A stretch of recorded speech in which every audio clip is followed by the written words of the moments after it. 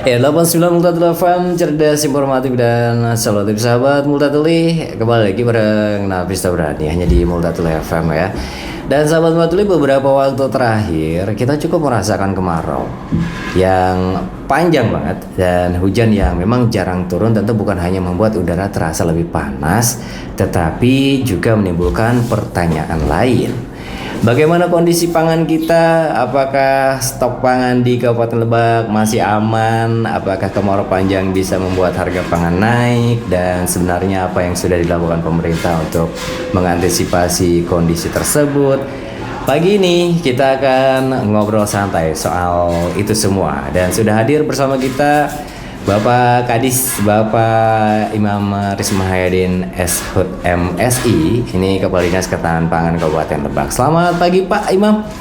Pagi, sehat semua, sahabat Multatuli, juga Nafis nih yang suaranya sering kita dengar Multatuli FM.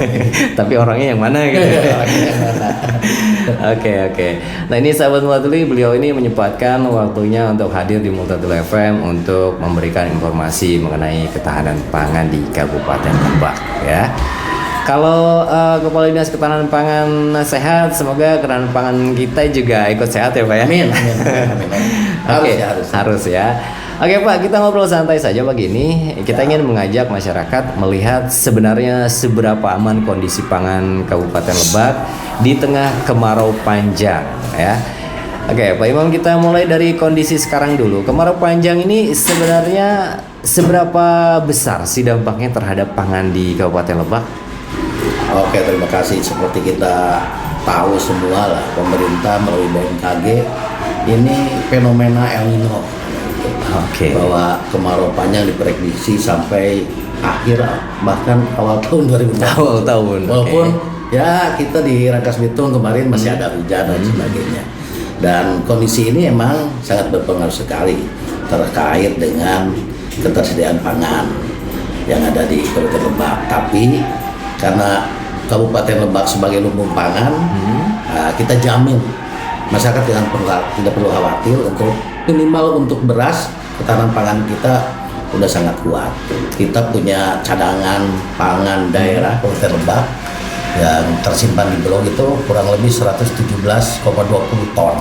117,20 ton. Terus juga kita punya lumbung pangan desa, khususnya masyarakat adat yang ada di Banten Kidul, yang menurut SK nomor 8 tahun 2015 itu ada 522 kaspuhan. Kita koordinasi dengan pemangku masyarakat adat itu Sabaki. Ternyata di masyarakat Banten Kidul itu cadangan pangan setara beras itu ada di angka 88.000 ton.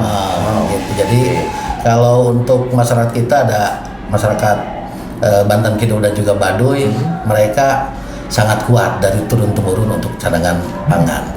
Jadi kita selalu bekerja sama dengan Dinas Pertanian dan instansi vertikal lainnya, baik itu dengan Indah. Kita menghadapi kemarau ini, kita terus pemetaan wilayah terdampak, khususnya dengan pertanian, dengan PPL. Ini PPL garda terdepan penyuluh pertanian terkait ini. Makanya kemarin data kita dari Dinas Pertanian ada 5 kecamatan yang diprediksi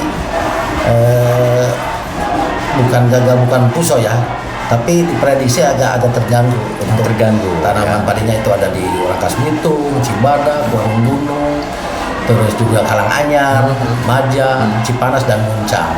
Ini yang paling rawan Rangkas Bitung dan Karanganyar. Itu kerusakannya kemarin kekurangan airnya lebih dari 10 hektar. Tapi ini juga untuk desa-desa yang lain, kecamatan-kecamatan yang lain, ini udah ada pelakuan dari Dinas Pertanian dan juga PPL mengoptimalkan pompanisasi. Dan mudah-mudahan berkat sigapnya PPL dan juga Dinas Pertanian untuk melakukan pompanisasi, pemanfaatan air dan sebagainya, kita masih bisa panen di bulan-bulan berikutnya. Dan dari data kami itu kebutuhan pangan khususnya beras itu untuk Kabupaten Lebak per kapitanya di angka 17.000 ton per bulan. 17.000 ton per bulan. Per bulan. Dan kita tadi punya stok cadangan pangan pemerintah daerah itu ada di angka 117, terus juga ada lumbung pangan masyarakat adat itu ada di 88.000, dan Bulog di sini mereka juga punya stok cadangan pangan pemerintah itu di angka 31 ribuan. Jadi kalau kita jumlahkan itu berada di angka 118 ribuan 118.000 untuk beras nih. Jadi aman lah untuk 3 sampai 6 bulan ke depan. Belum lagi bulan-bulan ke depan kita juga akan memasuki panen raya di beberapa kecamatan yang saluran irigasinya sudah terjamin.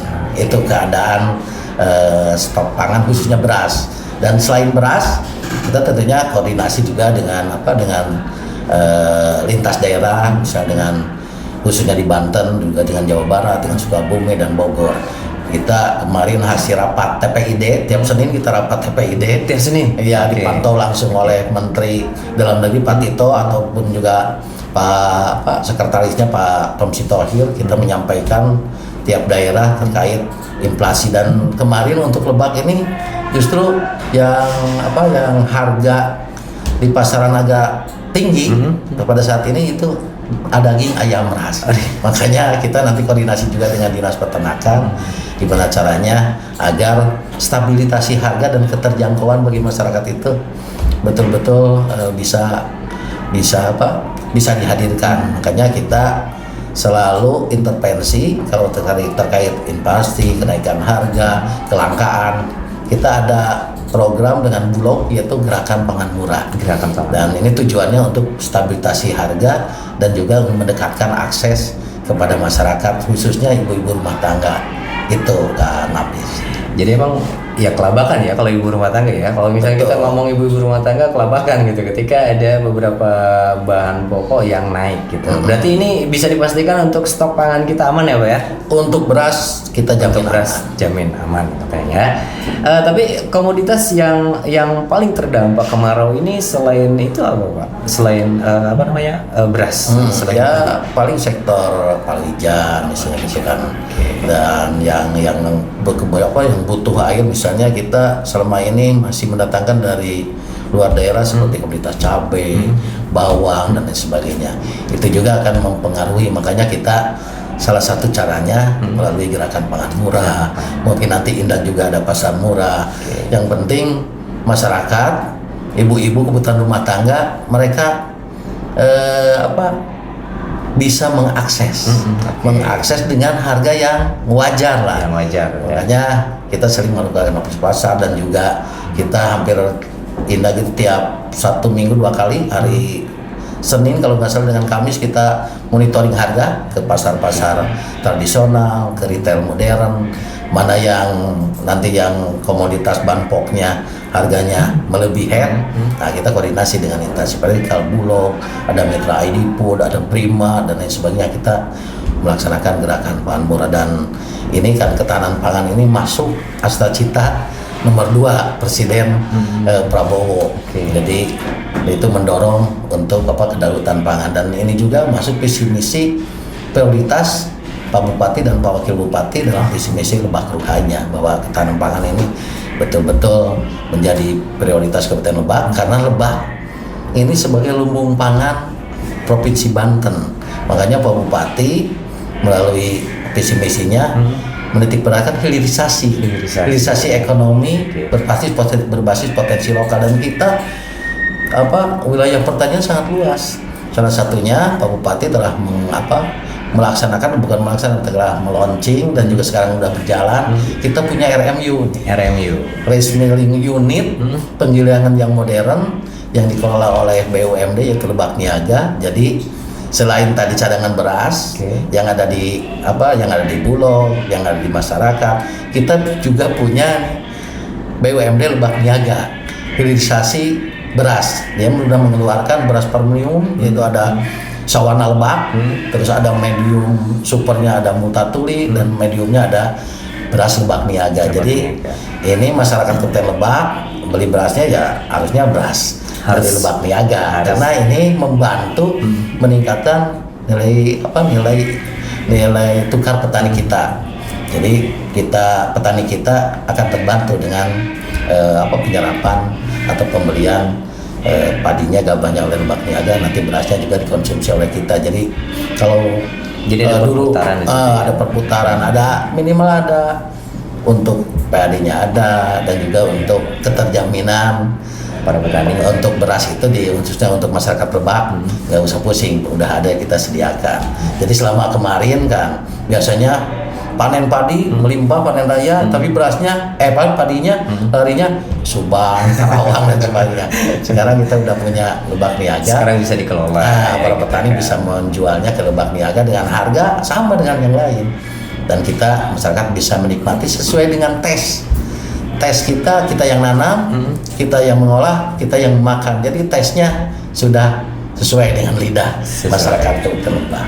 Oke, yang pasti program pemerintah pusat dengan program pemerintah daerah ini senada ya, mengenai pangan sendiri. Nah, untuk kemarau ini bisa langsung berdampak ke harga pangan selain padi. Nah, itu yang terus kita pantau, dan ini juga gencar dari pemerintah pusat, pemerintah daerah provinsi, dan kita Kabupaten Lebak. Tiap hari Senin itu kita rapat inflasi. Mana sih komoditas bahan pokok yang naik melebihi head, nah kita intervensinya banyak. Dan bulan sekarang sebetulnya alokasinya untuk Juli sampai September 3 bulan ada bantuan pangan, dan itu tiap bulannya dapat 10 kilo dan akan disalurkan di bulan Agustus ini sebanyak 30 kilo di bulan Agustus ini untuk 3 bulan. Itu penerimaan manfaatnya untuk Kabupaten Lebak sangat luar biasa, kurang lebih 220.000 banyak penerima bantuan pangan. Nah, ini cuma datanya ini kadang-kadang suka rame di bawah gitu. Kok saya kebagian yang ini enggak? Biasanya kepala desa yang jadi yang jadi sasaran ini saudaranya segala macam. Padahal itu datanya itu diambil dari data sen. Data sen yang dikeluarkan oleh Bappenas.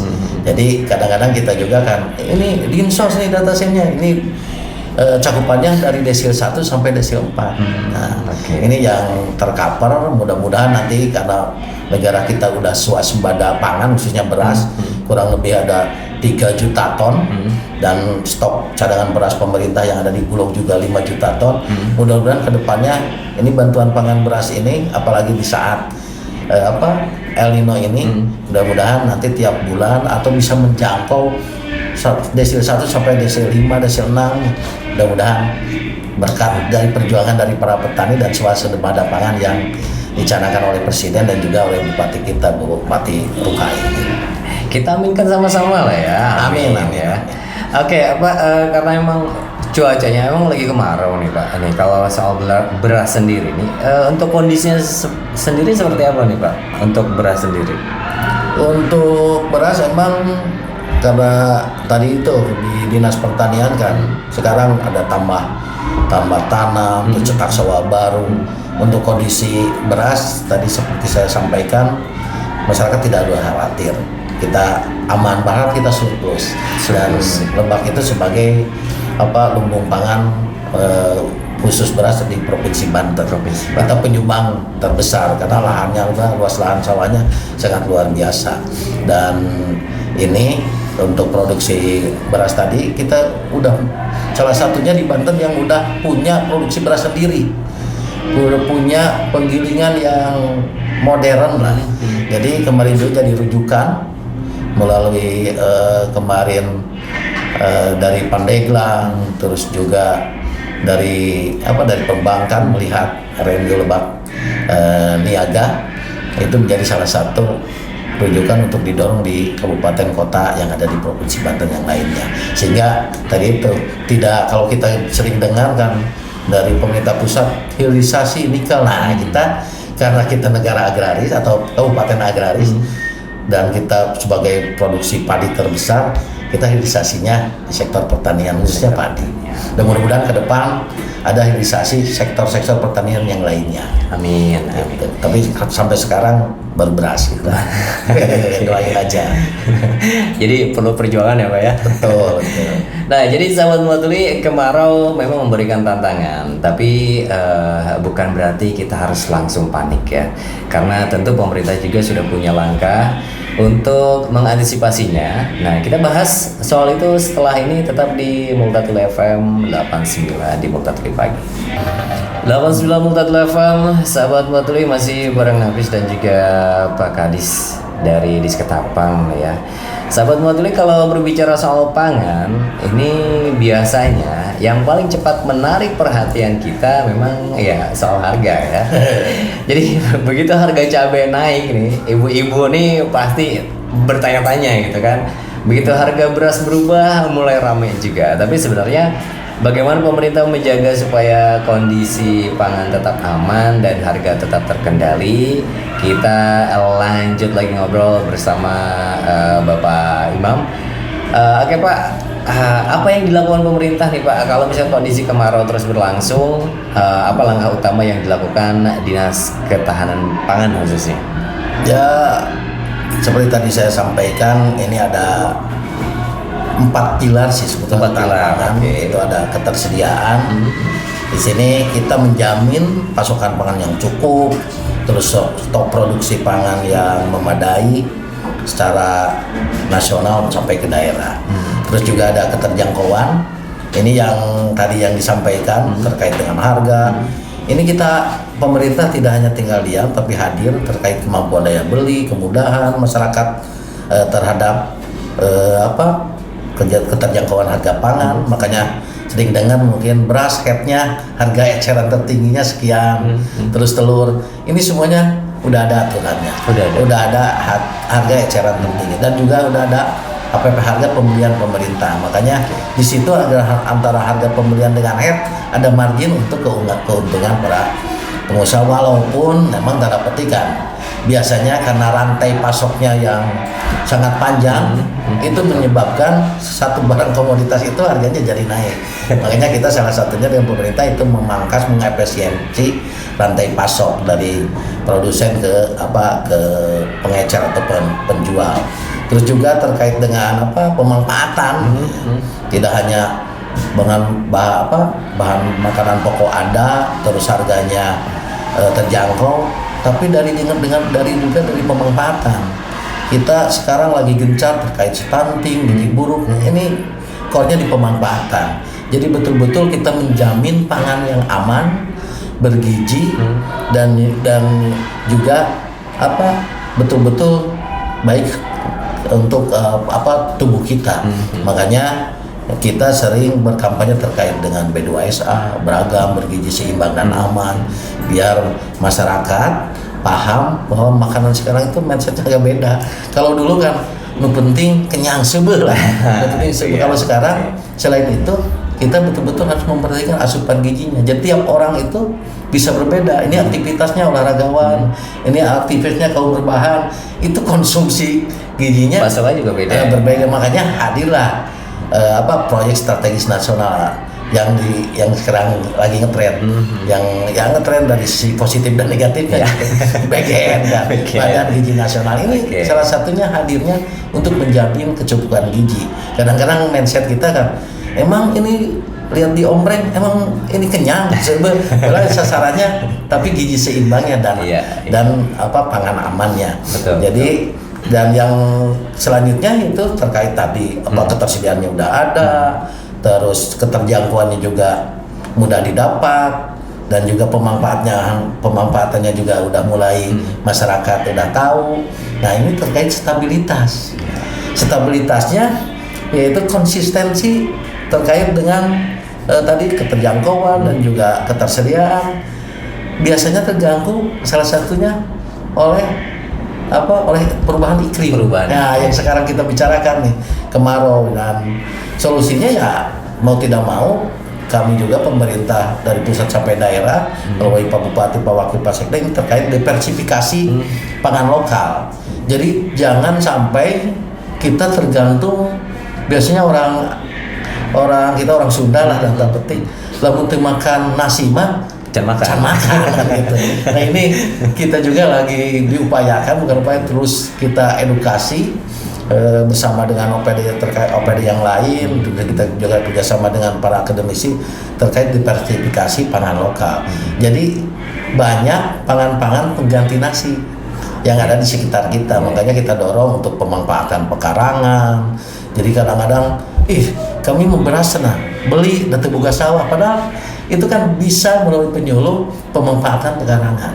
Sekarang justru yang lebih terjamin beras-beras organik, itu bisa ditanam di polybag dan sebagainya, bisa nanam cabai seperti tadi. Kalau cabai harga tinggi untuk konsumsi sendiri, nanamlah di pekarangan pemanfaatan rumah.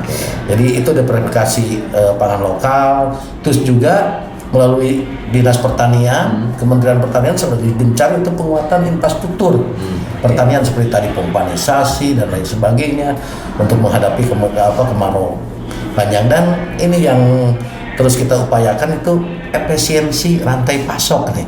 Lagi-lagi ini kan barangnya bisa dilihat, tidak gaib, tapi mutusnya agak susah. Kalau tengkulak itu ya ini yang harus kerja bareng, kolaborasi untuk memangkas rantai pasok tidak terlalu panjang, tapi efektif, efisien dari pihak dari petani, misalnya dari produsen sampai ke pengecer itu rantainya tidak terlalu panjang, sehingga harganya bisa kita pantau, bisa kita tekan. Jadi petani untung, pedagang juga untung, tapi dalam catatan yang wajar, tidak memberatkan konsumen. Konsumen juga ada untung, dia bisa memperoleh bahan pokok yang aman, sehat, bergizi dan bebas dari dari zat-zat zat kimia yang membahayakan. Itu biasa yang sedang kita lakukan bersama dengan stakeholder yang lainnya. Jadi konsumen juga tetap dalam ketika memang ingin mendapatkan bahan pokok dengan harga yang wajar juga tidak terlalu tinggi juga untuk mengeluarkan budget gitu kan. Jadi Dinas Ketapang ini kalau misalkan harga pangan naik, ini dilakukan oleh pemerintah itu tadi selalu ada pemantauan, gitu, selalu ada pemantauan untuk stok pangan dan juga pokoknya perihal mengenai semua yang bersangkutan yang berkaitan dengan pangan itu di Seketapang ini sudah siap tempur lah Pak ya. Insya Allah, dan harus sebagai pelayan masyarakat ya harus melayani. Oke. Nah, kondisi yang saat ini mendapat perhatian khusus apa nih Pak untuk komoditas? Yang biasanya kalau yang benar-benar ini benar-benar jadi ada istilahnya perlakuan khusus lah gitu.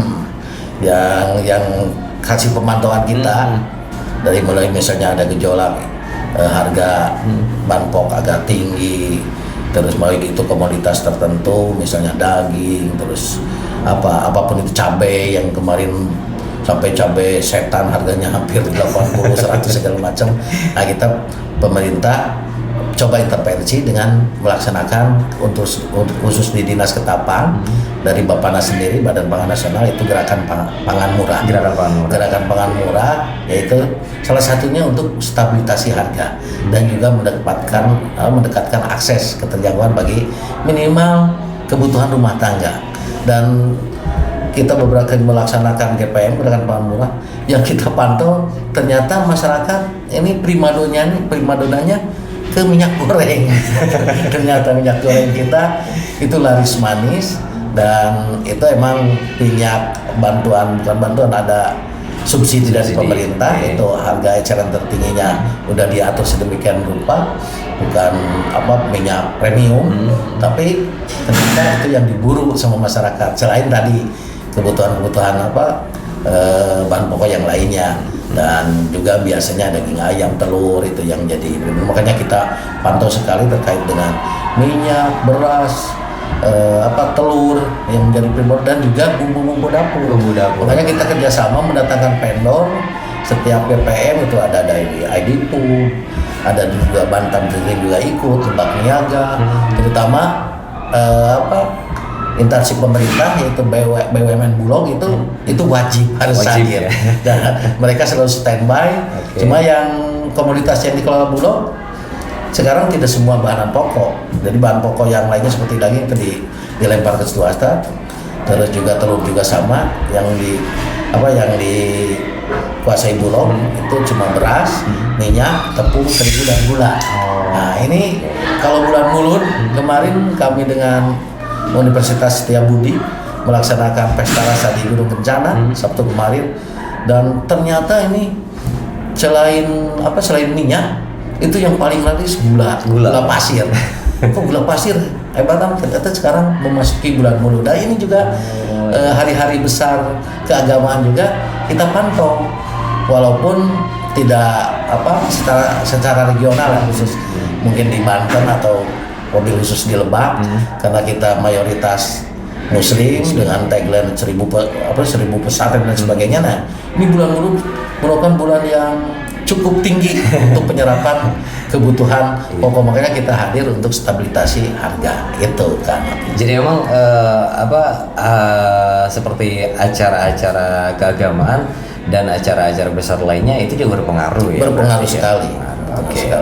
Pertanyaan ringan saja nih Pak nih. Saya mau tanya yang ya sederhana lah. Kalau masyarakat mendengar kabar, wah pangan sebentar lagi langka, apa yang harus dilakukan Pak? Nah, kita koordinasi tentunya biasa, karena pemerintah kan tidak bisa berjalan sendiri. Kita koordinasi dengan OPD terkait, juga dengan instansi vertikal.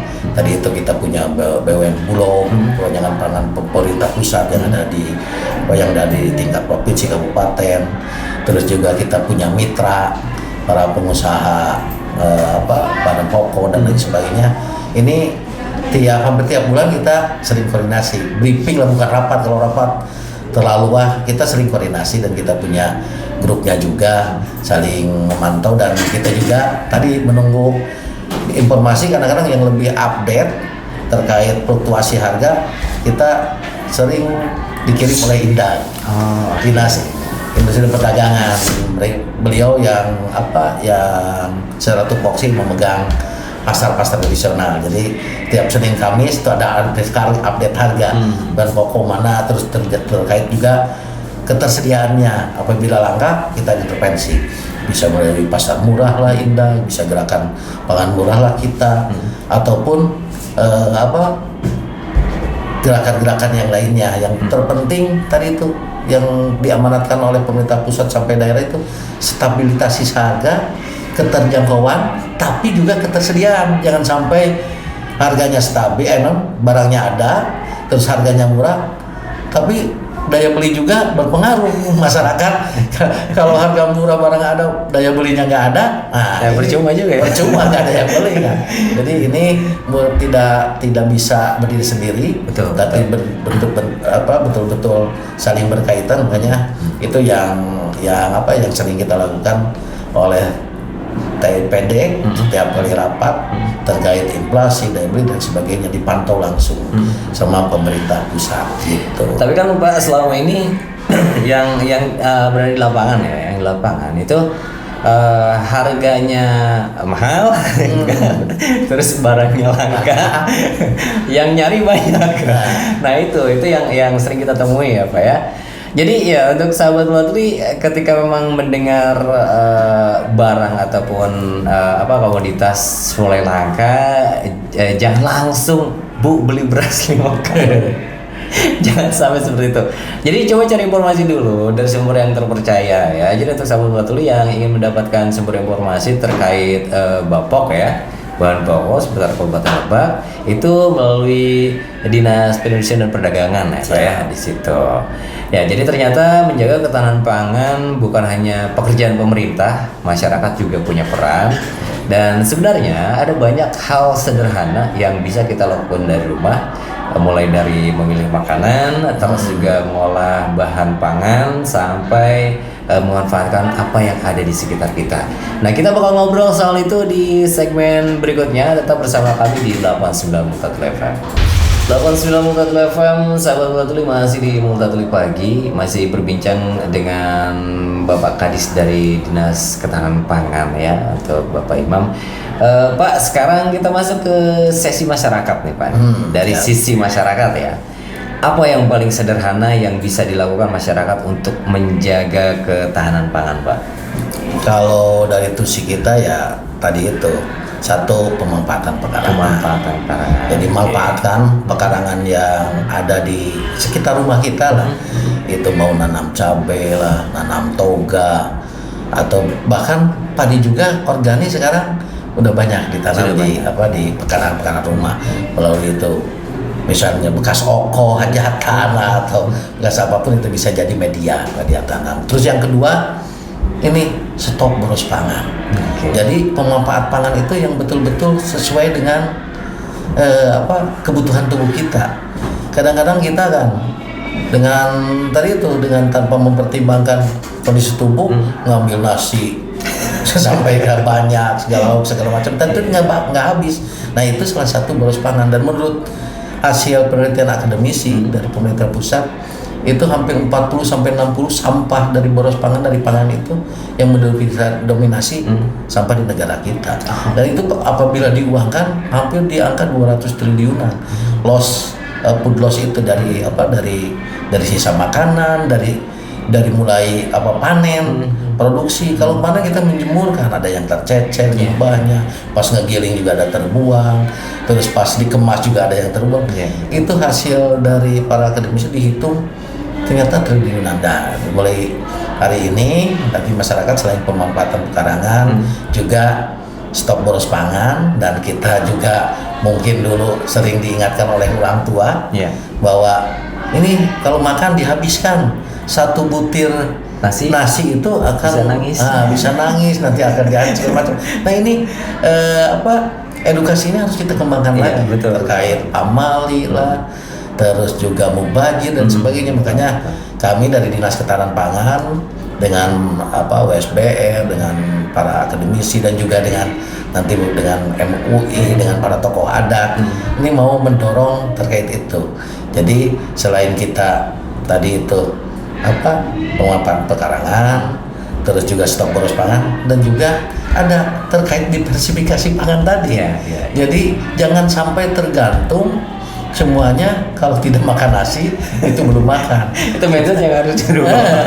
Kita bisa memanfaatkan kan. Kita punya singkong. Betul. Dulu mungkin kita pernah dengar zaman Pak Ma'ruf, Pak Wakil Presiden, bahwa 2 buah pisang itu sama dengan 1 porsi nasi. Nah itu bisa menjadi pengganjal apabila nanti terjadi tadi climate change, perubahan iklim yang drastis, terus juga ada wabah dan sebagainya, berdiri organisasi pengganggu terhadap tanaman padi. Nah kalau itu terjadi seperti kemarin lah kopi dan sebagainya, kita kan nggak bertradisi ke sana, tapi itu terjadi kita kelabakan. Dan saya yakin kalau tadi yang dikeluarkan El Nino, BMKG itu dari tahun-tahun dulu zaman orang tua kita dan moyang kita juga udah pernah terjadi itu siklus alam, dan kita sering dengar. Sekarang kemarau 9 bulan mungkin ya dulu. Nah sekarang terjadi. Cuma tadi itu kalau dulu kan ketahanan pangannya sangat kuat. Dan sekarang kita juga pemerintah mendorong masyarakat supaya minimal ketahanan pangan keluarganya ya tidak harus tergantung dengan pangan dari luar. Itu yang terutama yang terus kita dorong ke masyarakat dalam menghadapi krisis pangan, minimal pekarangan, stok boros pangan, diversifikasi pangan. Jadi ada singkong, ada ubi, dan sehingga itu bisa. Tapi tetap aja Pak. Nah itu pemerintah itu mindsetnya sih. Nah itu tugas. Jadi emang ini PR besar ya Pak ya, PR besar. Mungkin Pak Kadis juga sering mendapati entah itu mungkin dari staff-staffnya ataupun dari yang bawah-bawahnya gitu kan, sering menemukan adanya mereka yang makan nasi sama mie. Padahal karbo juga. Pagi-pagi udah makan nasi goreng belum makan. Uniknya. Jadi kultur itu ya emang harus perlahan. Nah itu ya emang ya itu PR bersama ya Pak ya. Betul, PR bersama. Oke, kalau misalnya lahannya sempit, ketika kita punya lahan besar, ternyata lahan itu tidak digunakan untuk menanam seperti yang simpel-simpel ya Pak, seperti cabai gitu kan, terus mungkin bisa sayur-sayuran ya, kita mau lahan pekarangannya luas, tapi kalau misalnya lahannya sempit sebenarnya juga bisa ya Pak ya. dengan cara ya tadi pakai apa bekas oko Itu bekas oko, bekas aqua gelas dan sebagainya lah. Oke. Menyebut merek tuh jadi aqua bekas air minum kemasan. Oke, Pak, pangan lokal menurut Bapak nih, apa yang potensi besarnya untuk pangan lokal sendiri? Kita sekarang ini Dinas Ketahanan Pangan Provinsi lagi menyusun naskah akademik terkait dengan pangan lokal yang ada di Provinsi Banten. Dan kita Lebak itu sangat potensial sekali. Selain padi ya, kita tadi itu ada ganyong lah, ada ubi-ubian, terus juga ada kita punya tangkue, rambutan tangkue, kita punya manggis dan sebagainya. Ini menjadi pangan lokal yang tadi itu selain untuk meningkatkan ekonomi juga bisa untuk tadi itu konsumsi untuk masyarakat di kita. Jangan sampai kita kadang-kadang beli jeruk santa atau jeruk apa lah. Karena di kita juga buah-buahan yang itu udah tersedia. Makanya tadi yang tadi dibilang makan mie campur nasi dan sebagainya, ini yang sedang kita edukasi melalui B2SA beragam, bergizi, seimbang dan aman, biar masyarakat agak jadi kebutuhan kita itu harus betul-betul sesuai gizinya. Jadi ini karbo, dulu mah kan 4 sehat 5 sempurna. Gitu. Sempurnanya susu, padahal susu itu protein hewani. Sama dengan misalnya daging. Makanya sekarang mah bergizi seimbang. Nah, bergizi seimbang itu ya tadi itu karbohidratnya ada berapa, gitu 1/4 di piring, terus sayur mayurnya 1/4, lauk 1/4, itu ya porsi-porsi itu kenali piringmu. Nah, kenali kebutuhan tubuhmu, itu yang sedang kita laksanakan. Itu mulai dari generasi muda, karena kalau kita generasi udah kolonial mungkin ya tadi itu image-nya tidak makan nasi ya belum makan. Tapi mudah-mudahan mulai kami menyentuh mulai siswa TK, SD sampai dengan SMP, SMA untuk memperkenalkan itu, dan calon-calon khususnya SMA nih, calon ibu rumah tangga atau bapak rumah tangga yang baru, biar mereka tahu si kebutuhan pangan keluarga itu yang efektif, efisien, tapi bergizi, seimbang dan bermutu itu seperti apa. Itu yang sedang kita lakukan. Mudah-mudahan 2045 generasi emas itu betul-betul bisa terwujud. Salah satunya melalui swasembada pangan yang dicanangkan oleh Presiden kita dan juga visi misi Bupati Lebak Ruhai. Nah, gitu ya. Oke, sahabat Mutli. Jadi sebenarnya kalau boleh jujur Pak nih, anak-anak PKL juga nih Pak. Pagi-pagi kalau ditanya udah sarapan, udah kalau sarapan di rumah ya sama nasi goreng, misalnya sama buras misalnya gitu. Tanya belum makan kalau belum makan. Betul. Oke Pak, bagaimana supaya pangan lokal ini lebih menarik bagi generasi muda Pak? Karena secara ya generasi muda sekarang itu beda dengan generasi milenial yang terlewat. Itu seperti apa Pak?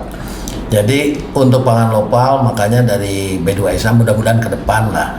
Karena sebelum saya di Dinas Ketahanan Pangan juga kolaborasi dengan Dinas Pariwisata, itu ada festival cipta menu dan lain sebagainya dari pangan lokal. Dan kita juga selain tadi edukasi cuma terkait dengan beragam bergizi, tapi prakteknya kan yang sasarannya kan kita ibu PKK, ibu posyandu, terus anak-anak sekolah. Biasalah kalau ngomong doang, teori doang kan itu agak susah. Makanya kita dorong dengan praktek penguatan, kita kerjasama nanti dengan API, dengan para chef yang ada di Kabupaten Lebak, biar pengolahan pangan lokal itu bisa menarik bagi generasi milenial.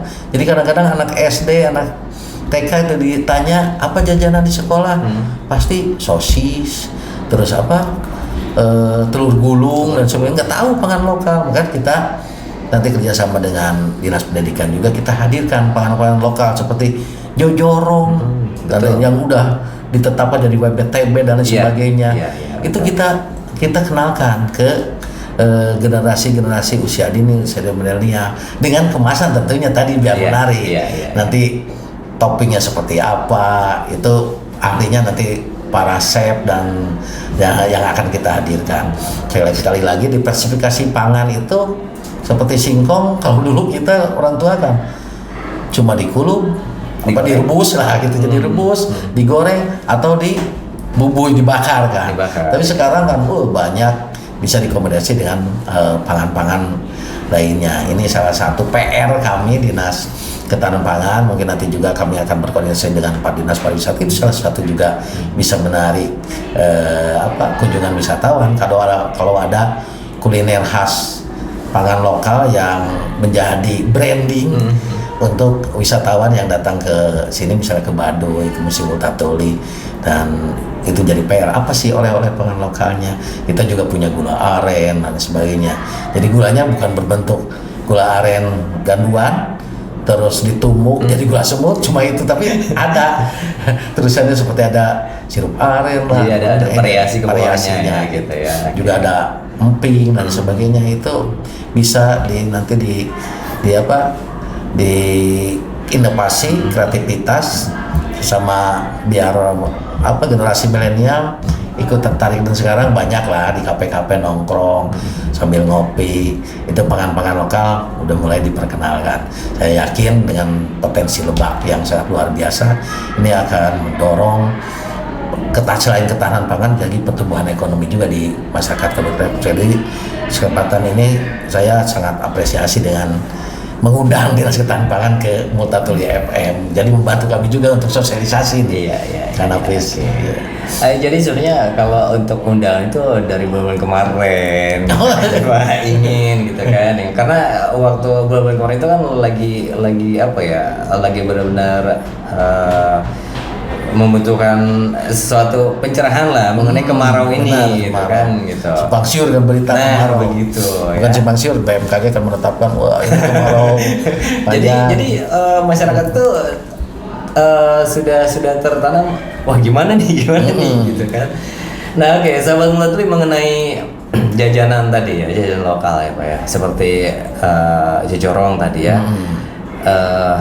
Ini bisa dipastikan generasi zaman sekarang itu ada yang pastinya belum tahu gitu kan, seperti apa jecorong, terus juga getuk ya. Terus juga apa tuh bahan yang dari jagung terus dicampur sama kelapa apa tuh ya. Iya, benar. Itu juga belum tentu mereka tahu gitu kan Pak. Nah, hal seperti itu bisa juga oleh Pak ya, untuk bisa dilestarikan juga gitu ya. Nah, sahabat Multatuli yang menitik beratkan kepada pemborosan pangan ya, pangan itu yang banyaknya makanan yang terbuang itu ya Pak ya. Ini lebih kepada kita bisa menemukannya saat hari-hari besar seperti pernikahan gitu. Nah, itu banyak tuh, pasti banyak banget tuh di makanan-makanan yang ya tidak dihabiskan gitu kan. Nah, jadi dari hal-hal kecil seperti itu ya Pak ya. Nah, berarti ternyata kamu menjaga pangan itu bisa dimulai dari hal-hal kecil tadi ya, tidak harus menunggu jadi petani dulu juga gitu ya. Nah, sahabat Multatuli, ternyata ketahanan pangan itu dekat sekali dengan kehidupan kita, bukan hanya soal sawah dan gudang beras ya. Apa yang kita beli, apa yang kita makan, bahkan apa yang kita buang, semuanya itu punya kaitan. Tapi ya kita masih punya satu segmen terakhir nanti Pak. Kita akan melihat ke depan apa yang harus kita siapkan kalau kemarau panjang masih berlanjut. Tetap di 89 Multatuli FM. Ya, 89 Multatuli FM, sahabat Multatuli, masih di Multatuli Pagi. Kita masih berbicara tentang ketahanan pangan dengan Pak Kadis Imam. Ini Pak, kita bicara ke depan ya Pak ya. Kalau kemarau masih berlanjut nih, apa yang perlu kita waspadai Pak? Yang perlu kita waspadai yaitu satu, ketersediaan. Nah, ini ketersediaan yang harus betul-betul nanti kita hitung dengan cermat dengan OPD yang lain, misalnya Dinas Pertanian yang selama ini mereka tusinya terkait dengan memantau, dengan PPL-nya memantau sawah-sawah yang gagal panen, yang busos, berapa luas, berapa hektar, dan berapa los dari prediksi untuk panen raya, berapa hilang untuk padinya, nanti setara berasnya berapa. Dan ini yang harus kita mitigasi dari sekarang. Makanya kita terus berkoordinasi dengan Dinas Pertanian, kecamatan mana aja yang betul-betul menghadapi kekeringan, dan upaya apa yang telah dilaksanakan, dan kita juga melaporkan ke tingkat pemerintah provinsi, ke tingkat pemerintah pusat terkait sawah-sawah yang kekeringan. Dan biasanya sigap lah, itu ada bantuan peralatan sampah pertanian, misalnya pompanisasi kalau dekat sungai dengan penyedotan dan sebagainya, pemanfaatan irigasi, dan emang harus diatur. Ini juga berkaitan dengan PUPR terkait irigasi, pemanfaatan airnya emang harus diatur, jangan boros kan gitu. Yang keduanya justru kita hadir juga untuk menyediakan, kalau ketersediaannya kurang, kita pemerintah wajib menjamin terkait ketersediaan pangan yang langka itu. Dan kita pemerintah punya Bulog, dan sampai sekarang untuk beras itu udah swasembada. Malahan pemerintah Indonesia menjual ke pemerintah Malaysia kan, keluar ya 1.000 ton kalau nggak salah. Ini sangat luar biasa, dan untuk segi skup regionalnya di Banten, Lebak itu sebagai lumbung pangan. Jadi untuk beras dijamin lah, walaupun misalnya ini Puso gagal panen 6 bulan ke depan sampai dengan akhir tahun tidak ada yang panen satu jengkal pun sawah, itu kita udah punya stok. Tapi amit-amit ya Pak ya. Tapi amit-amit. Dan sekarang beberapa daerah kayak Wonosalam, Malibing kemarin udah baru penanaman, panen langsung tanam, dan itu irigasinya udah jalan. Dan irigasi ini juga Bapak Bupati juga menekankan kan ke Dinas Pertanian agar betul-betul irigasinya harus betul-betul jalan, dan itu dari Dinas PUPR terus membangun dan juga memperbaiki irigasi itu. Jadi sekali lagi, dengan kemarau panjang sesuai dengan himbauan dari BMKG, masyarakat jangan cemas, jangan khawatir, dan kita untuk beras terutama bahan pokok beras kita terjamin 3-6 bulan ke depan aman, dan ke depan aman, dan ke depan juga ada beberapa wilayah yang akan melaksanakan panen seperti sekarang Kesepuhan, misalnya di Citorek dan beberapa Kesepuhan lagi panen raya. Lagi panen raya, dan kita punya masyarakat adat Banten Kidul, kita punya masyarakat Baduy, dia ketahanan pangannya sudah turun-temurun. Dia punya leit di sana, dan bentuknya bentuk padi. Jadi itu akan minimal akan aman, akan awet lah gitu. Jadi kadang-kadang di Kesepuhan, di Baduy, di Banten Kidul panen raya yang kita makan itu padinya masih ada yang umur 30 tahun, juga ketahanan pangannya terjamin. Dan ini perlu sih kita contoh bagi desa-desa yang lain terkait lumbung pangan masyarakat adat ini, dan itu akan menjaga dari itu apabila ada perubahan iklim, kemarau panjang, ada krisis, ada wabah, kita kalau perut kenyang, kita segala sesuatunya kan berpikir juga bisa cerdas. Tapi kalau perut lapar, bawaannya kan nanti anarkis, emosi dan sebagainya. Jadi ke depan selain padi juga tadi kita terus berkoordinasi dengan dinas-dinas yang lainnya terkait bahan-bahan pokok yang lainnya. Dan untuk kebutuhan misalnya daging ayam dan telur dan sebagainya, kita dinas peternakan punya data peternakan ayam kita sangat luar biasa.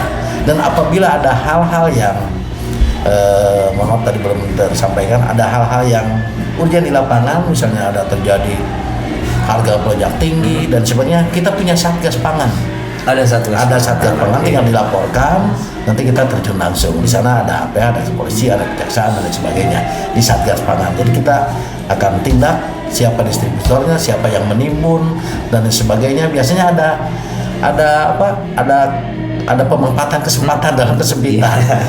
Ini kemarau panjang, tadi itu harganya tinggi, barangnya langka, ternyata ada yang nimbun. Nah ini yang terus kita operasi pasar itu di situ dengan satgas, mana betul-betul yang menimbun bahan pokok, menaikkan harga dan sebagainya, itu kita tindak.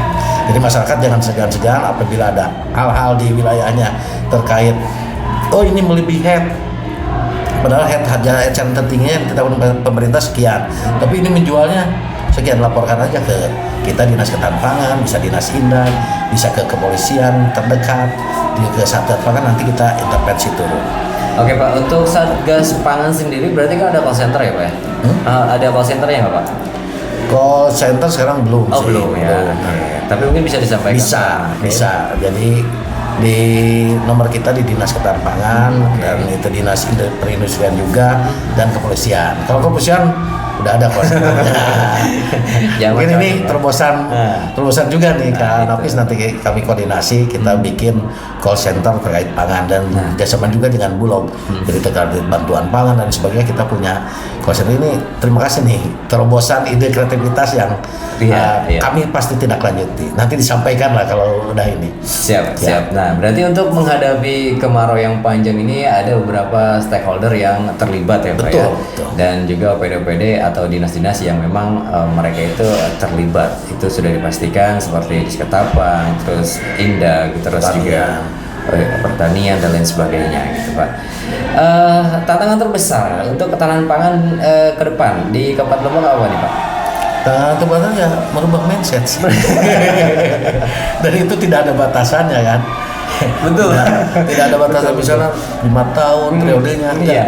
Tapi itu juga bisa seperti membalikan itu telapak tangan.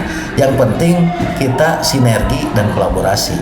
Tadi itu kalau mindsetnya masih tetap masyarakatnya kan tadi untuk misalnya ngedul atau malas untuk memanfaatkan pekarangan, nanti akhirnya kan kalau punya uang daya belinya kuat, no problem jadi soal. Tapi uang nggak punya, terus pemanfaat pekarangannya enggak. Nah ini mindset ini terus kita edukasi ya dari mulai generasi sejak usia dini, generasi milenial. Makanya kita B2SA dan lain sebagainya, kita sarannya anak-anak sekolah, terus ibu-ibu PKK, ibu-ibu posyandu. Ini sebagai garda terdepan nih. Ibu PKK, terus posyandu yang di desa-desa, karena biasanya yang mengatur keuangan dapur beliau-beliau, ibu-ibu. Makanya kita sering, Bu, itu pemanfaat pekarangan biar membantu keuangan keluarga lebih tidak boros, terus juga pemanfaatannya sesuai dengan kebutuhan, stok boros pangannya, terus juga terkait diversifikasi pangannya. Ini ujung tombaknya emang ibu-ibu. Tapi saya yakin dengan kepemimpinan Ibu Bupati PK sangat gencar sekali turun langsung ke kecamatan, ke desa. Ini mulai banyak perubahan mindset di ibu-ibu PKK terkait dengan pemanfaatan diversifikasi pangan, terus juga pemanfaatan pangan lokal, dan juga terkait dengan pengurangan atau pemanfaatan lahan untuk mengurangi membiaya rumah tangga sehingga bisa untuk dipakai di keperluan lain, misalnya untuk kesehatan, untuk pendidikan dan sebagainya. Gitu. Jadi intinya ketika kita memanfaatkan pekarangan rumah yang memang walaupun tidak luas ya Pak ya, gampang untuk menjual lah, untuk diri sendiri aja dulu. Apalagi yang hobi sama pedas seperti cabai gitu kan, nah itu bisa dimanfaatkan.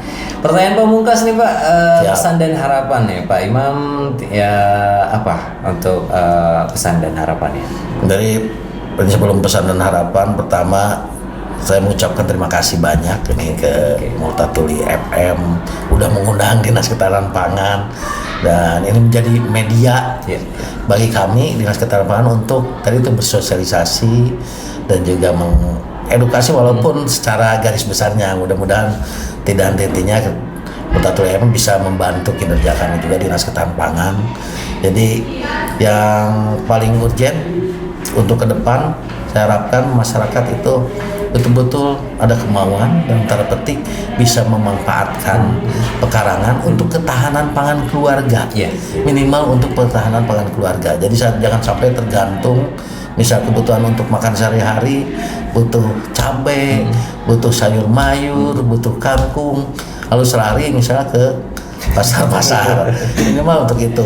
Kalaupun nanti ada lebihnya, misalnya bisa dijual ke tetangga, apalagi bisa masuk misalnya ke pasar tradisional, itu sangat luar biasa, bisa membantu perekonomian keluarga. Dan sekali lagi saya tekankan terkait dengan bahwa kita lagi menghadapi musim kemarau panjang.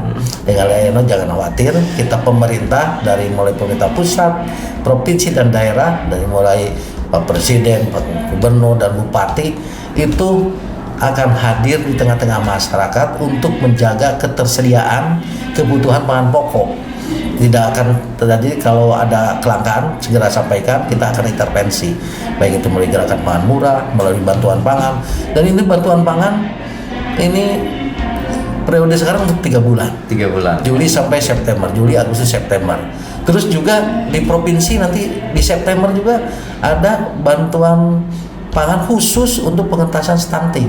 Oke. Stunting dan Jadi ini berlanjut ya, Pak? berasnya beras khusus, beras fortifikasi. Dari beras yang udah ditambahin dengan vitamin dan sebagainya. Ini khusus stunting.